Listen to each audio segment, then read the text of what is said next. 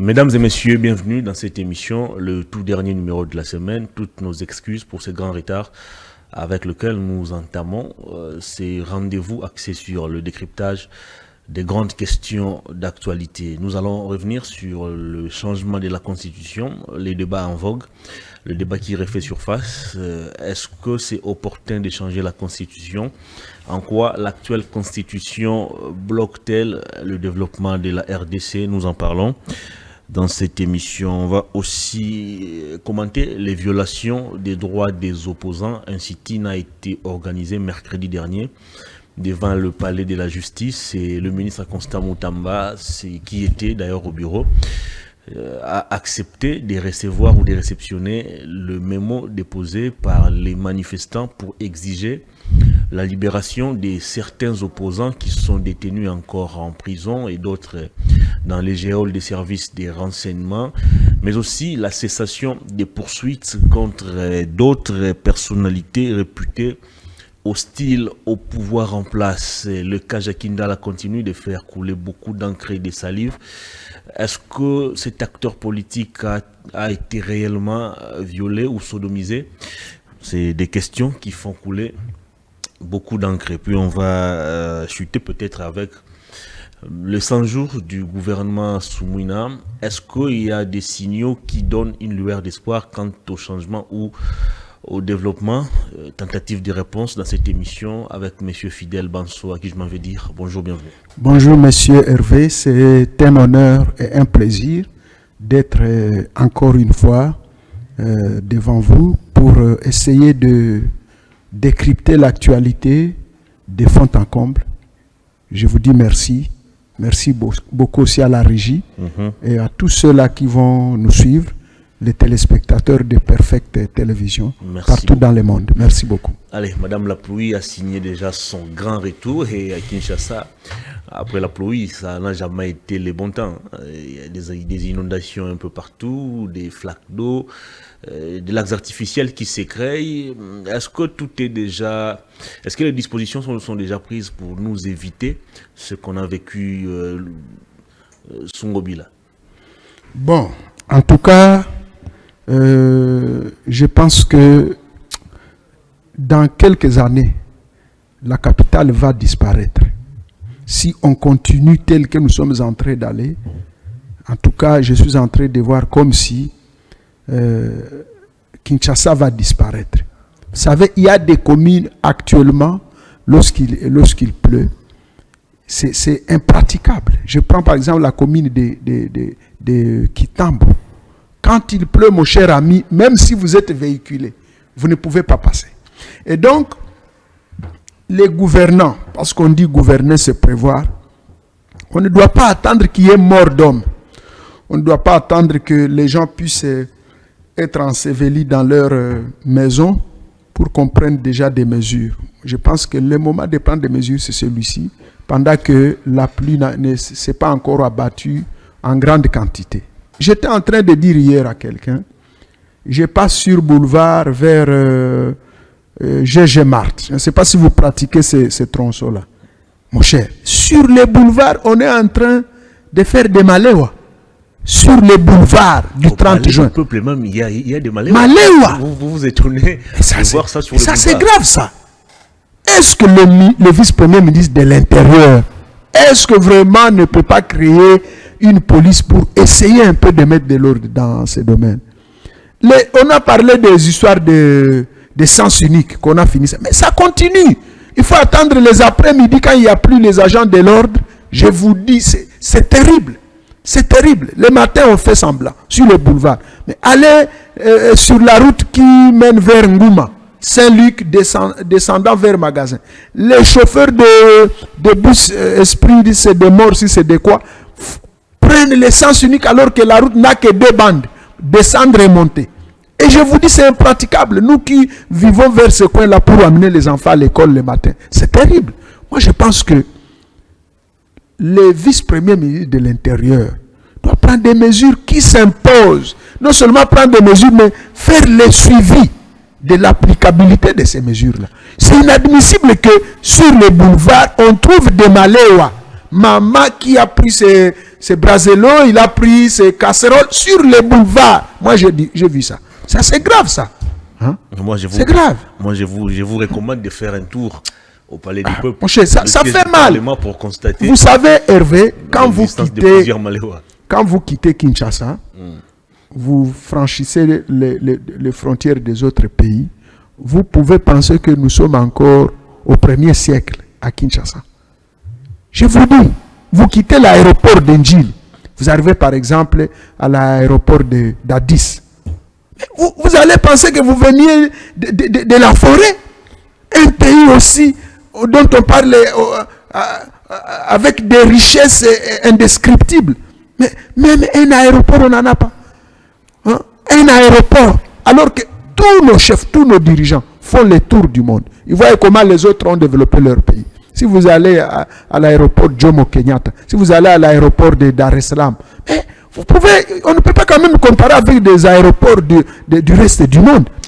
Arriver en Djil, je pense même qu'on doit enlever ces écrits-là où on dit aéroport international de Djil. On doit enlever ça. Ça n'honore pas. Un aéroport international avec cette forme-là. C'est grand désordre. Non, je ne peux pas croire ça. Ceci nous pousse à nous interroger aussi sur la conscience et la responsabilité de chaque acteur politique. Comment vous expliquez dans une ville comme Kinshasa, les gouverneurs, son propre bureau, lorsqu'il pleut, il est dans l'incapacité d'y accéder. C'est des inondations, c'est des flaques d'eau, mais ça ne l'inquiète pratiquement pas.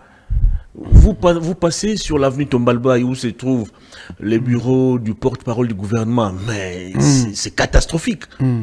Vous prenez l'avenue du tourisme derrière la résidence du chef de l'État. Est-ce que vous, acteurs politiques, vous avez encore cette conscience et cet esprit du patriotisme?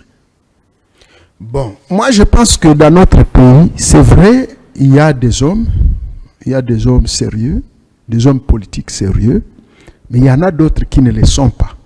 Je vous dis, chaque jour, je me prends l'exemple de Matata Ponyo. Matata, quand il était Premier ministre, tous les ministres arrivaient au bureau, au cabinet, à 6 heures, au plus tard. Nous avons vécu ça avec l'ancien ministre de la fonction publique, Pascal Essombichou. À 6 heures, nous sommes allés l'attendre là-bas. Il était déjà au cabinet. Matata Ponyo, déjà à 5 heures, il fait la ronde. Regardez, voir quel est ce ministre qui n'est pas encore au cabinet. Mais aujourd'hui, les ministres arrivent au cabinet à 14 heures, ils repartent à 16 heures, ils arrivent à 17 heures, ils repartent à 18 heures. Tout le temps, ils sont en dehors. Et voilà, beaucoup de dossiers qui ne sont pas signés, beaucoup de dossiers qui connaissent 2 mois sans être traités. Pourquoi? Parce que on dirait que les acteurs politiques ne sont là que pour chercher l'argent, la gloire, l'honneur, mais le reste, en ce qui concerne le travail pour lequel l'État les a engagés, c'est rien du tout. Donc, comment vous pouvez imaginer devant les bureaux des cabinets d'un gouverneur des eaux stagnantes? On ne sait même pas curer les caniveaux à l'entrée du cabinet du gouverneur. Maintenant, vous voulez qu'ils viennent faire curer les caniveaux des communes ou des avenues où vivent les populations. Devant le bureau du porte-parole du gouvernement, c'est pratiquement... C'est terrible. Pour dire que nous avons un problème d'hommes dans ce pays. On a un problème d'hommes. Quand j'entends les gens dire que non, il n'y a pas d'argent, il n'y a pas de moyens, on a suffisamment de moyens. Mais les gens sont plus dans l'égoïsme. Ils ne voient que eux-mêmes. Vous imaginez, mon cher, ils ne voient que leurs propres intérêts. Mais ce qui concerne l'intérêt général, l'intérêt de la population, ils s'éloignent de ça. Et moi, je pense qu'on doit parvenir à renouveler une classe politique. Cette classe politique par une classe politique vraiment, une nouvelle génération. Parce que c'est inadmissible que devant le cabinet du porte-parole du gouvernement, on trouve des eaux, l'avenue est impraticable, et il est là, sans gêne. Bon, je pense que ça fait fâcher, hein, ça énerve en fait. Est-ce que pour trouver la solution à tous ces problèmes, est-ce que pour curer les caniveaux, pour électrifier les différentes villes du pays, pour donner à manger et à boire aux Congolais, est-ce qu'on a besoin de changer la Constitution? Parce que c'est les débats en vogue. Il faut changer la Constitution. L'actuelle Constitution est l'œuvre des belligérants. Ça limite le pouvoir du chef de l'État. Est-ce qu'on a besoin d'avoir une nouvelle Constitution pour que la situation sociale des Congolais puisse aussi changer? Mon cher, ça c'est une diversion, c'est une distraction. Nous sommes de l'union sacrée. Mais il y a des choses ou des sujets pour lesquels nous ne serons jamais d'accord. Et nous avons dit, moi personnellement, j'ai dit, je soutiens le président de la République, je soutiens Madame la Première ministre et son gouvernement. Mais il y a des choses, des questions pour lesquelles, en tout cas, nous serons dans les justes milieux. Parce que nous ne souhaiterons pas que les gens induisent le président de la République dans des erreurs. Et il sera lui-même comptable devant le monde, devant la nation, devant l'humanité. Et tous ces gens, quand il y aura un autre gouvernement, un autre président qui arrive, tous vont fuir comme ils l'ont fait au temps de Kabila pour tourner Kazakh au président de la République. Mon cher, il n'est pas question de changer la Constitution pour que les choses changent. Avant d'arriver à ces changements de la Constitution, aujourd'hui nous connaissons un problème des embouteillages indéterminé dans la capitale ici. Pourquoi? Parce que l'homme congolais n'a pas une vision de loin.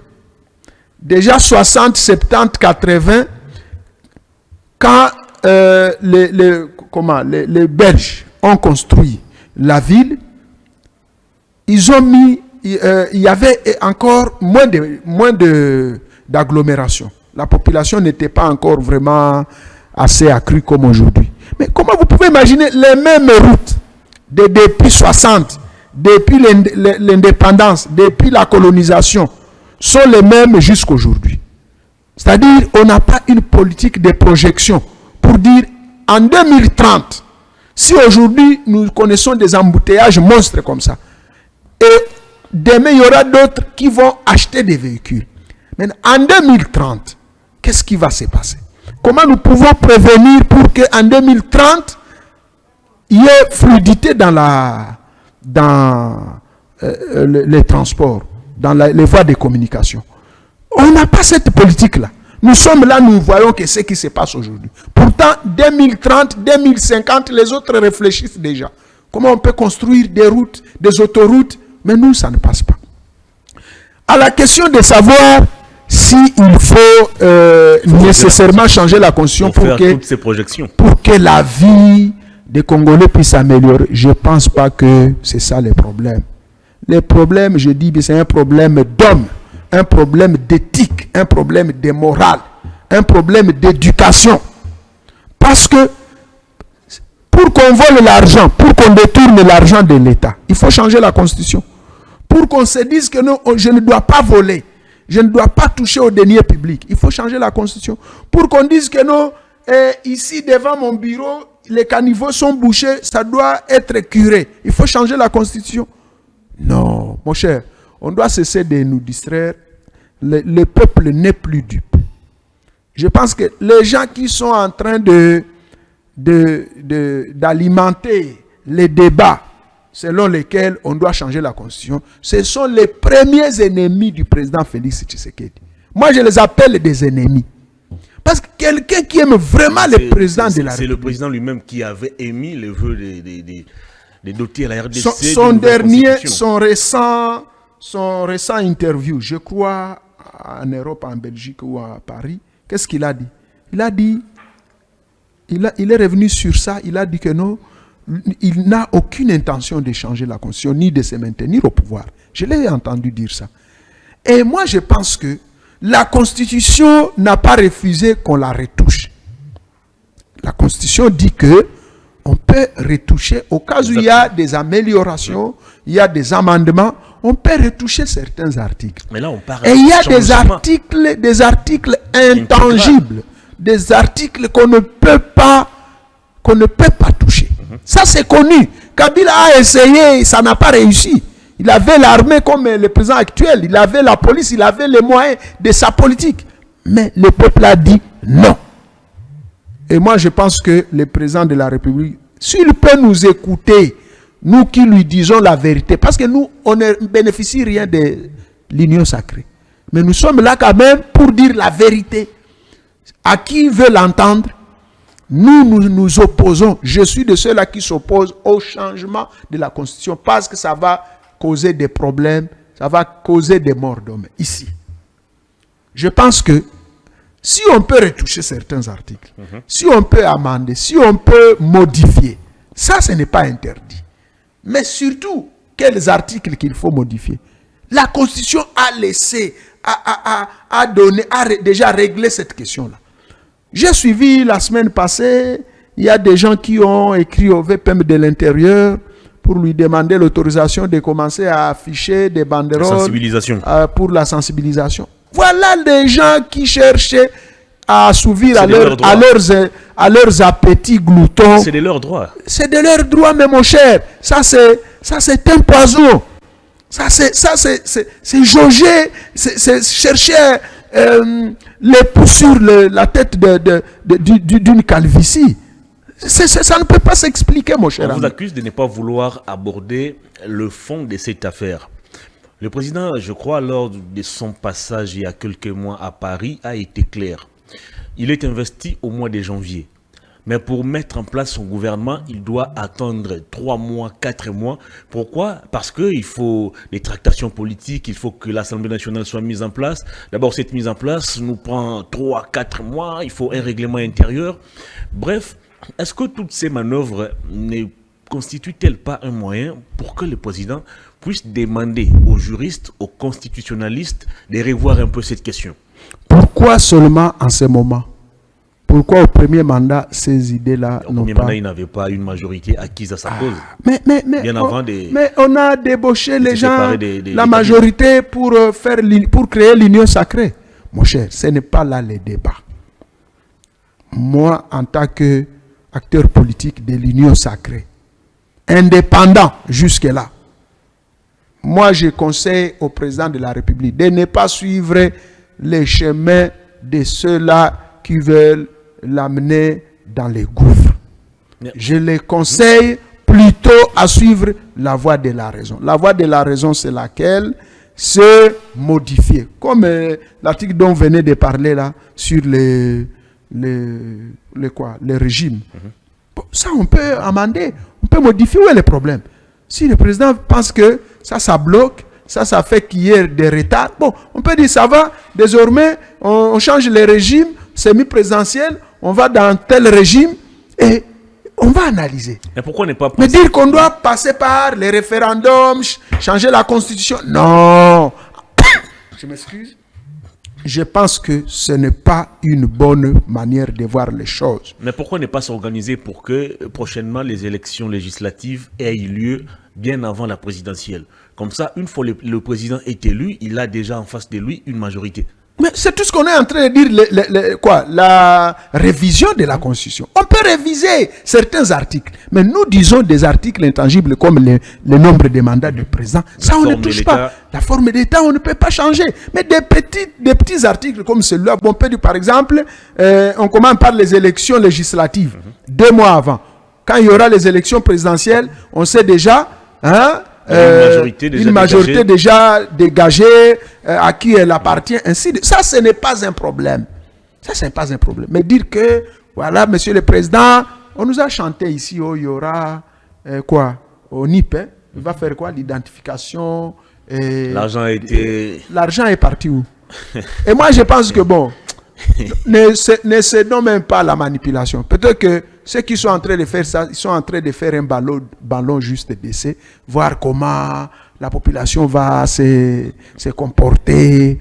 Mais je crois que le président Tshisekedi, tel que je le vois, tel que je l'entends, tel que je le connais, il ne va pas céder à ce genre de manipulation. Tu sais qu'en 2015, je crois, les Bochab et les autres à l'Union sacrée, même les André Alain Atundu ici, ont commencé à aller dans ce sens-là pour que le président Kabila puisse s'éterniser au pouvoir. Il fallait conditionner la tenue des élections au recensement de la population. Qu'est-ce que Kabila a dit? Je vais respecter la Constitution. Croyez-moi. Et il a respecté. Je pense que ça va élever la nation si le président de la République, au terme de son 2e mandat, va prendre de la hauteur pour dire, en tout cas, mes 2 mandats sont arrivés à leur terme. Et maintenant, s'il va désigner son dauphin parmi nous tous de l'Union sacrée, s'il va faire comment? Mais au moins que lui d'abord puisse suivre les pas de son prédécesseur. C'est ça, qu'il suive les pas de son prédécesseur. Parce que si son prédécesseur n'a pas réussi à faire changer la Constitution et que lui vienne sur ces traces-là, voilà, la thèse de la dictature va se confirmer, ce qui ne sera pas bon. Pourtant, nous sommes en train de marquer les pas dans l'échiquier des pays, au moins qui tentent un peu de respecter la Constitution et la démocratie. Alors, dites-nous, ou dites aux téléspectateurs qui vous regardent, en quoi le mandat illimité peut-il changer un pays? Parce qu'autour de nous ici, pratiquement tous nos pays voisins, leurs présidents ont des mandats illimités. C'est des gens qui sont élus à 90%, 99%, comme Paul Kagame récemment. En Afrique ici, il y a des présidents qui sont au pouvoir depuis plus de 40 ans, 30 ans. Mais sur le plan purement du développement, leur pays continue encore de stagner. En quoi le changement de la Constitution, en quoi le mandat illimité d'un chef de l'État peut-il apporter du tonus dans le développement de son pays? Mon cher ami, ce n'est pas le fait qu'on a... C'est une anecdote. Hein? Je m'excuse si ça va choquer. Chez nous, on dit que même si vous faites 1 mois sur les lits, ça ne sera pas la raison pour laquelle vous aurez des jumeaux. C'est-à-dire, tu peux même faire 1 minute et tu fais des jumeaux. Donc, c'est pas à force de faire longtemps au pouvoir qu'on peut améliorer des choses. Prenons Magufuli en Tanzanie. Il n'a fait qu'un mandat, n'est-ce pas? Pendant qu'il était à son 2e mandat, il est décédé. Madame Samia Suluhu est arrivée, qui gère aujourd'hui le pays. Il faut voir comment la Tanzanie décolle. Il faut voir les nouvelles technologies qui se font remarquer là-bas. À quelques mois, à quelques 2 ou 3 ans depuis que Magufuli est parti. Avant Magufuli, il y avait le président Jakaya Kikwete, qui a même refusé de continuer le pouvoir. Il a dit non, je ne suis pas le seul dans Chama Pinduzi, qui est le parti présidentiel de là. Il y a d'autres qui peuvent continuer. Et voilà comment il a choisi Magufuli comme son dauphin. Prenons les pays ici, Burundi, qui nous entourent. Burundi, quand l'ancien président Nkurunziza était encore en vie. Il a dit non, je suis au terme de mes mandats. Il a choisi un autre leader de leur parti. Il a fait tuer aussi des gens chez lui. Non, lui ne voulait pas s'éterniser au pouvoir. Les gens voulaient lui faire des coups d'État. Mais pendant qu'il était au terme de son 2e mandat, quand il y a eu les histoires ici ça s'appelle comment? L'histoire de Covid. Il y avait déjà eu des élections et l'autre qui est là aujourd'hui, on l'appelle comment? Ndayishimiye avait gagné les élections. Le président burundais, l'ex-président Nkurunziza, a organisé les élections et avait déclaré au effort qu'il ne voudrait plus. Il y a un pays que les gens oublient souvent quand on parle de la démocratie dans ces pays en Afrique, c'est le Botswana. Un grand exemple de la démocratie, classé parfois devant la France en termes de liberté de la presse. Et aujourd'hui, le Botswana est en train d'évoluer comme pas possible. Voilà. Par exemple, les Botswana, là, pourquoi on ne peut pas copier ça? Pourquoi ne pas copier le Kenya? On ne prend que des mauvais exemples du Congo en face, du Rwanda, du Cameroun, de l'Ouganda. Et ces pays-là, depuis que tous ces papas sont au pouvoir, qu'est-ce qui a changé dans leur pays? Ça n'a rien changé. Moi, je pense que monsieur le président de la République, ne suivez pas la voie de la perdition. Suivez votre propre conscience. Vous avez fait un serment devant la nation, devant le monde, devant Dieu, que vous allez respecter la Constitution. Et je pense que vous sortirez tête haute si au terme de votre 2e mandat, en 2027, vous faites une déclaration du genre que vous n'allez pas vous représenter, comme venait de le faire Biden, et choisir librement votre successeur dans l'Union sacrée ou dans l'UDPS. Mais les gens là qui ont soif d'argent, qui ont soif du pouvoir, qui commencent à vous montrer que nos présidents, aux ananou, vous pouvez encore... ce sont des flatteurs. Ce sont des flatteurs. Ils doivent achever leur chantier. Et vous serez seul devant la nation, devant l'opinion, devant le monde entier. Quand les choses vont barder, tous ces gens vont vous fuir comme ils ont fui Kabila. Kabila aussi avait laissé des chantiers ici que son successeur a parachevé. Les centres financiers ici dont on parle. Est-ce qu'on peut ignorer que c'est un projet qui date depuis le temps de Kabila? Les centres culturels, ça c'est Kabila. Qui ignore ça? Prenons même l'immeuble Tembenatembe. C'est le président Tshisekedi qui a inauguré ça. L'immeuble, là où il y a les mausolées, Tshisekedi a inauguré. Mais ce sont des travaux. Pourquoi on parle de la continuité de l'État? Lorsque vous êtes un homme d'État, vous ne pouvez pas mettre les œuvres ou les actions que vous faites à votre actif. Non, je dois finir, je dois parachever. Non.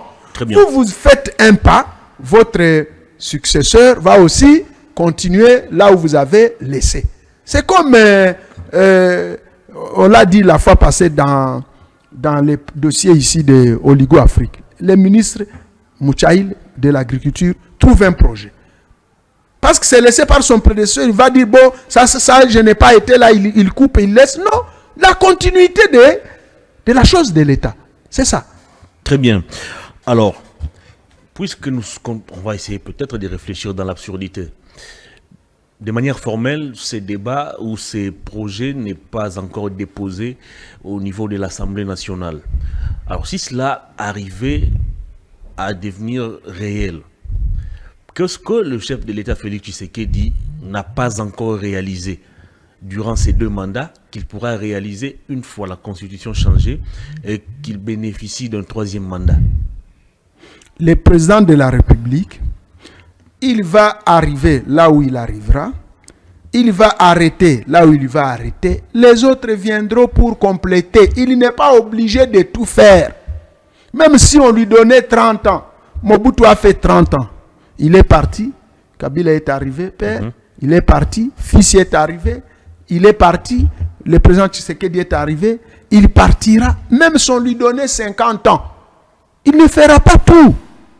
Il ne fera pas tout, mon frère. Que les gens n'induisent pas le président de la République dans les erreurs. J'insiste beaucoup sur ça. Les changements de la Constitution, moi personnellement, je m'oppose, même si je suis de l'Union sacrée. Mais je soutiens la révision de quelques articles qui peuvent être réviser. Si on trouve que c'est important, c'est pertinent, on peut les réviser. Mais changer, c'est pas en changeant la Constitution, en mettant les mandats du président de la République à une durée illimitée, indéterminée, que le président de la République va faire du Congo, l'Allemagne, de l'Afrique en un seul jour. Non, non. C'est une vision, il peut partir, les autres viendront, et jusqu'à ce qu'on va atteindre l'apogée de la vision. Merci beaucoup. Allez, on va évoluer. Une certaine opinion accuse-vous de l'Union sacrée de faire pire que Kabila. Tout ce que vous avez décrié sous Kabila, les arrestations arbitraires, le musellement de l'opposition et de la presse, le règlement des comptes, c'est ce que nous sommes en train de revivre actuellement. Il y a des opposants qui sont détenus pour des raisons qui ne sont pas encore élucidées. Il y a certaines personnalités de la société civile réputées hostiles au pouvoir en place qui passent des moments très difficiles. Il y a des journalistes qui vivent aussi le calvaire. Est-ce que Félix Tshisekedi est-il sur la voie de devenir un dictateur? Non, jamais. Le président de la République n'a jamais été un dictateur. Mon cher, vous savez, autour des chefs, il y a toujours des services, il y a toujours des gens qui veulent se faire remarquer et font des histoires même que le chef ne leur a pas demandé. Si le président était derrière ces gens qui font des arrestations arbitraires et autres, pourquoi allait-il juger cette justice d'une justice malade? Ça, c'est un mot fort. C'est venu du président de la République. C'est pas lui-même a remarqué qu'il y a des violations des droits de l'homme, il y a des arrestations arbitraires, et il a décrié cela. Voilà pourquoi il a nommé le ministre Constant Moutamba, pour essayer un peu de voir Mais malgré sa nomination, les arrestations arbitraires persistent. Non, ça ne peut pas manquer. Mon cher ami, ça ne peut pas manquer. Nous sommes dans un pays de jeune démocratie. Il y a toujours des fous du roi. Il y a des gens toujours autour du roi, autour du chef, qui pensent que c'est en faisant cela qu'on va les apprécier. Pourtant, c'est faux. Prenons le cas, par exemple, de Seth Kikouni, arrêté. Si Seth Kikouni a commis des délits, s'il a commis des infractions, mais un état de droit, ça voudrait faire quoi? On allait les juger même en flagrance.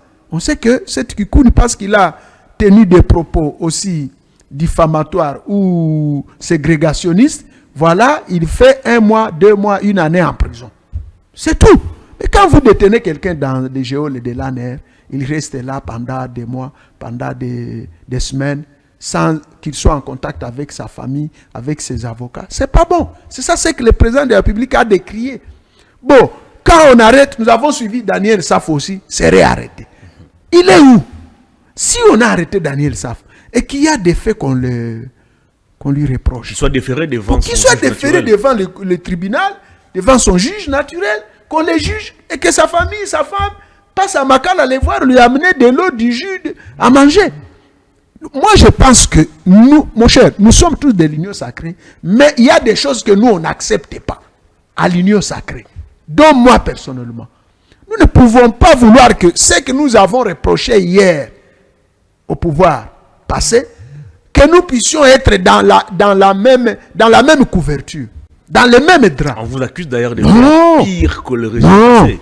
Parce qu'avec vous, les présumés détourneurs sont libres de circuler, alors qu'il suffit juste qu'un opposant puisse commettre un abus dans son langage et facilement il est cueilli comme un vulgaire monsieur, puis jeté en prison, sans suite. Je répète, c'est pour ça que le président de la République a dit qu'il y a une justice malade. Parce que ceux qui sont censés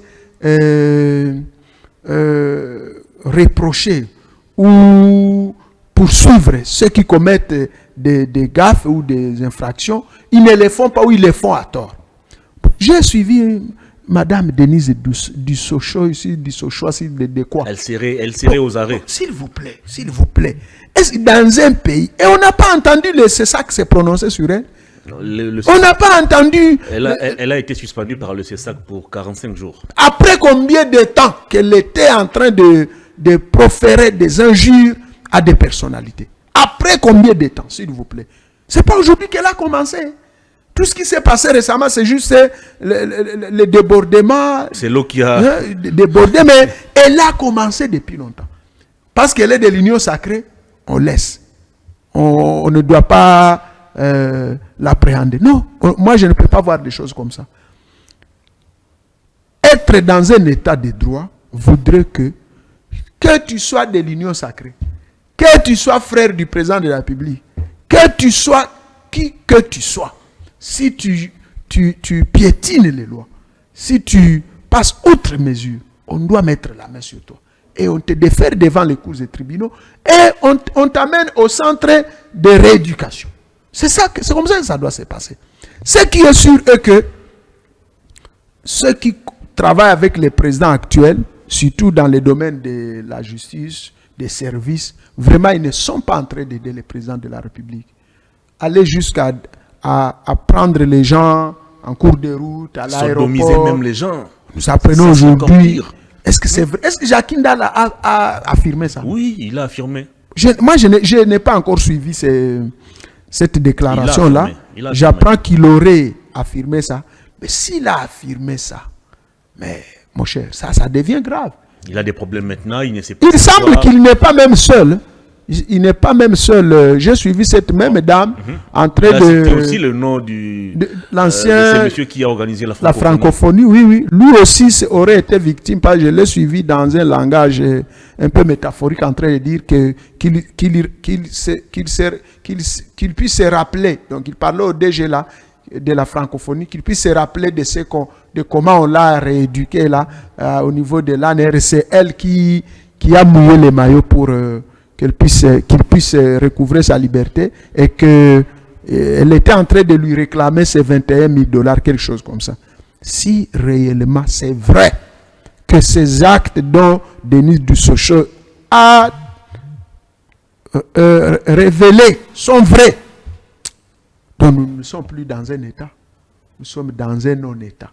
Si un individu comme Denise peut aussi instrumentaliser un grand service de sécurité, d'intelligence pour faire du mal à un Congolais, en tout cas, je ne sais pas comment je peux appeler ça. Nous laissons que les enquêtes soient faites parce que j'ai suivi le ministre de la Justice qui a instruit afin que les enquêtes soient menées et que l'on trouve la culpabilité de chacun. Quand on déclenche les enquêtes, on nous informe.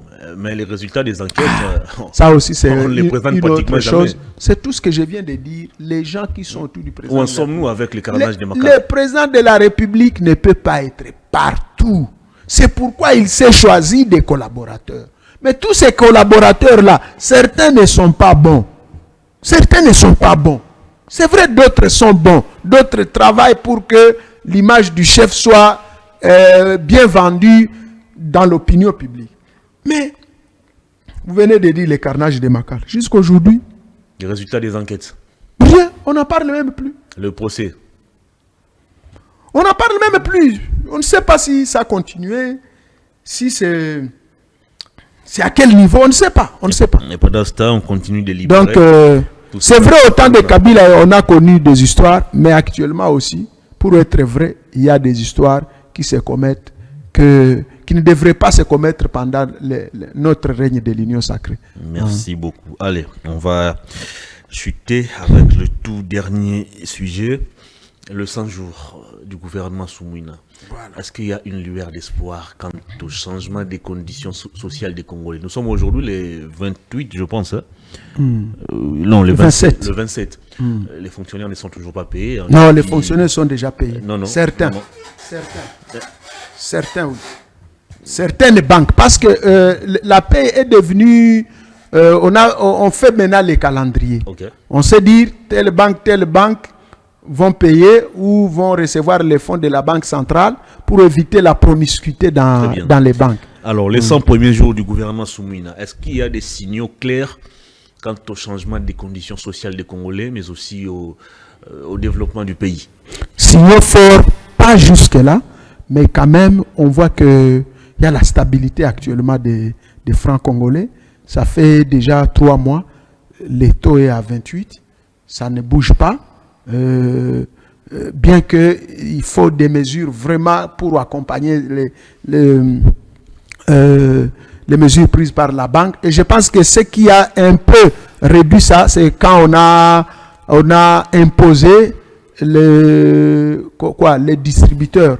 La Banque centrale avait demandé que désormais tous les distributeurs, surtout en ce qui concerne les dollars, soient fermés et qu'on utilise que les distributeurs en francs. Je pense que cette mesure-là a aussi un peu aidé. Mais néanmoins, en tout cas, dire que les 100 premiers jours ici, c'est rose, ça sera des mensonges.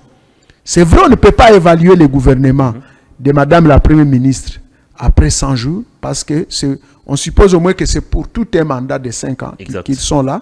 Et actuellement, on peut faire une évaluation mi-parcours. Mais est-ce que les bases sont déjà posées pour que les Congolais les bases vont être jetées, posées comment, pendant que même leurs propres cabinets ne sont pas encore mis en place. Mais on attend quoi? Voilà, le président n'a pas encore signé l'ordonnance portant répartition des attributions des ministères. On ne sait pas. Les chefs, on ne peut pas entrer dans... On ne peut pas forcer la main du chef. Il y a quand même des comme on l'a dit. Donc, pour le moment, nous pouvons essayer un peu de voir, d'évaluer à mi-parcours. Qu'est-ce qui se passe comparativement aux 100 premiers jours de Samaloukonde, est-ce que vous pensez que Madame a fait... Pour maman, je pense qu'elle est encore en train d'asseoir la politique de sa gouvernance ou de son gouvernement. Et nous ne pouvons pas lui en vouloir pour le moment. Essayons encore de lui accorder 3 mois, 6 mois. Voyons voir si ça va donner quelque chose. Mais déjà, il y a des signaux Nous voyons du côté de la justice, il y a des signaux. On l'accuse Nous voyons du côté de l'agriculture. Nous voyons du côté de l'agriculture. Le ministre de l'Agriculture est en train de se battre. Est-ce qu'on peut produire dans un mois? Depuis qu'il est là, dans un mois. Qu'est-ce qui a été proposé aux Congolais? Ah voilà, les propositions sont là. Les propositions sont là. Le ministère de l'Agriculture, comme je l'ai toujours dit, c'est un ministère technique. On ne peut pas l'évaluer à 1 mois, à 2 mois, à 3 mois. Il faut attendre 6 mois, 1 année, au moins pour commencer à avoir des signaux. Mais au moins, nous savons que le ministre est en train d'asseoir. Récemment, il était à Inongo là-bas, toujours pour lancer des travaux dans le cadre de l'agriculture. Hier, récemment, il était dans le Congo central, toujours pour lancer les travaux dans le cadre de l'agriculture. Maintenant, vous voulez qu'il fasse quoi? Qu'aujourd'hui même, il puisse dire, voilà, je viens de sortir des terres, des conteneurs, des hectares de quoi, de riz, de farine, de maïs. Ça prend du temps. On ne peut évaluer les ministères comme l'agriculture étant technique qu'au fil du temps. Il faut lui accorder le temps. Et comme nous l'avons dit... Combien de temps au total? Non, même 1 année. Il faut au moins qu'il puisse d'abord asseoir la politique, sa politique sectorielle. Voilà pourquoi vous les voyez, tantôt au Bas-Congo, tantôt à Inongo, tantôt dans les Kasaï. Bientôt, il sera dans les côtés est, dans le nord-sud Kivu, dans le cadre de la campagne agricole qui sera bientôt lancée, bien qu'avec un léger retard parce qu'il fallait attendre un peu de moyens. Nous avons appris que un peu de moyens sont déjà là. On est passé à la passation des marchés. Je vous informe déjà qu'il y a des conteneurs, comment on appelle ça, des tracteurs qui commencent à arriver, fournis par Congo Motors. Nous apprenons, on a passé les marchés des engrais, des outils aratoires et autres. Et moi, je pense qu'on doit l'encourager. J'ai suivi même Zachary Babeba sont en train de jeter des fleurs à cet éminent, à cet excellentissime ministre de l'Agriculture qui est vraiment en train de jeter des bonnes bases. Si on lui donne du temps, si on lui accorde du temps, dans l'avenir, l'année prochaine, nous passerons encore ici pour vous dire, voici la politique sectorielle,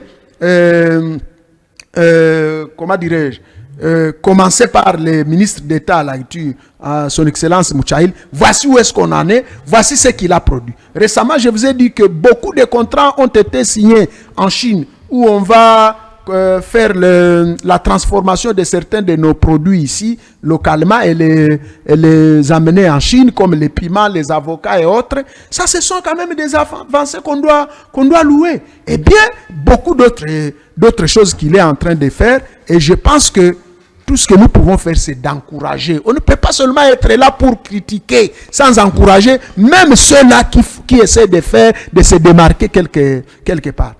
Si vous me permettez, s'il vous plaît, nous allons encore une fois démentir les informations que nous avons lues de votre confrère, dont j'étais le nom avec son média Scoop RDC, où il continue toujours à diffamer les ministres de l'Agriculture. Je ne sais pas si derrière lui, il y a des gens qui l'envoient, s'il y a des gens qui essaient de lui donner quelques billets pour essayer de ternir l'image du ministre de l'Agriculture. Pourquoi va-t-il chercher à ternir l'image du nous avons entendu qu'il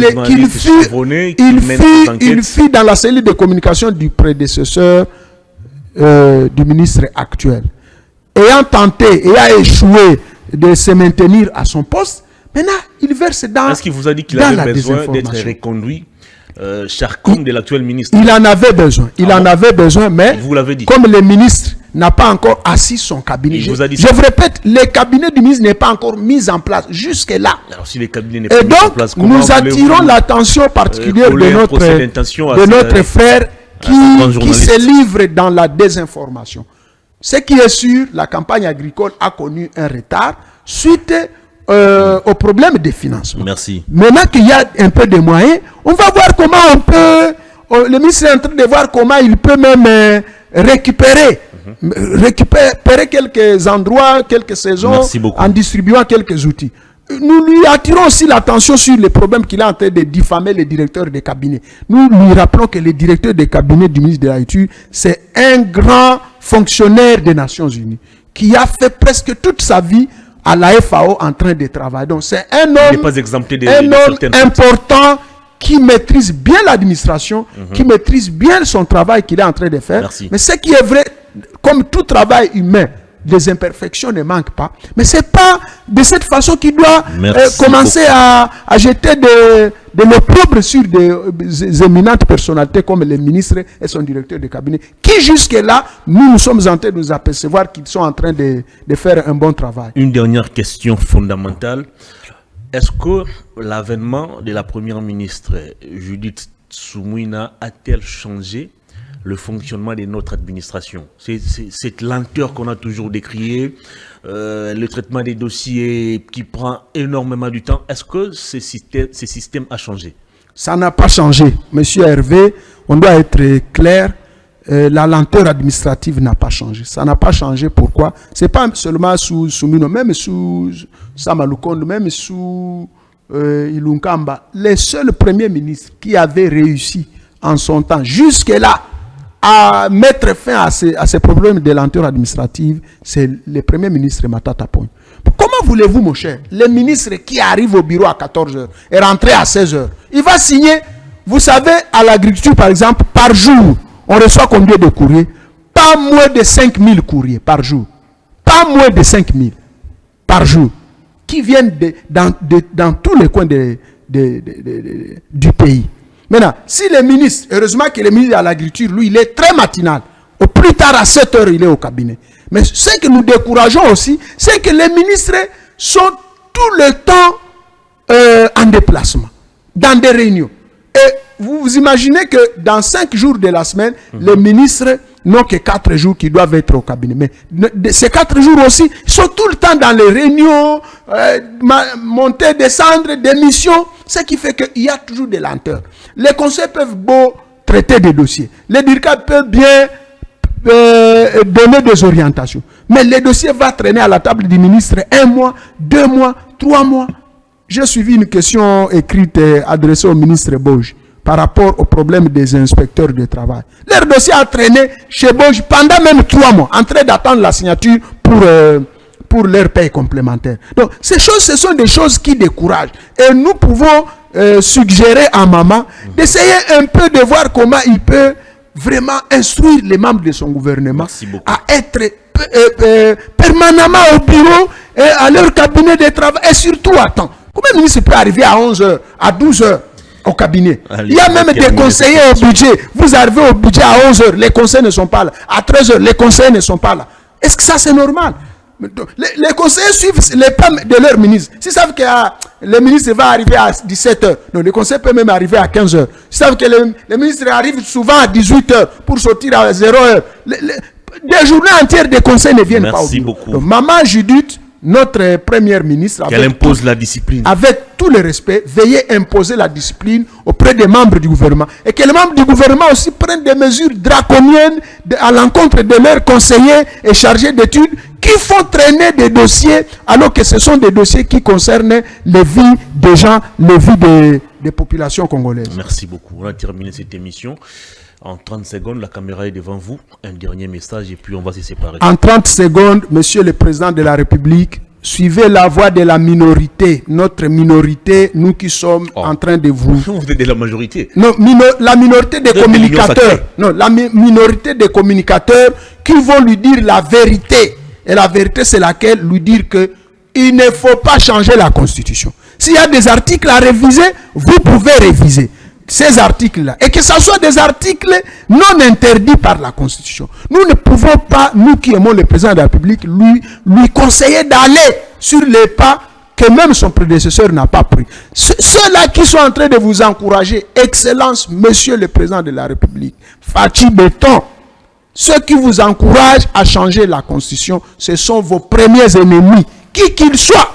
S'ils sont de votre famille, biologique ou politique, veillez voir votre avenir politique, votre avenir familial. Ne suivez pas la voie de ceux-là qui sont en train de vous tromper, de faire de l'hypocrisie, vous disant que non, vous pouvez vous maintenir, vous pouvez changer la Constitution pour profiter une prochaine occasion. En tout cas, nous, sincèrement, nous vous décourageons au changement de la Constitution. Merci beaucoup. C'est moi qui vous remercie, monsieur le journaliste. Cette émission est complètement terminée, mais avant de la désannoncer, un message qui va s'adresser aux autorités de la province de Mai-Ndombe, et particulièrement aux habitants de la ville d'Inongo, chef-lieu de cette province. Il y a un groupe d'escrocs qui usurpe la qualité des membres de la fondation Bangostone. Ils rançonnent la population.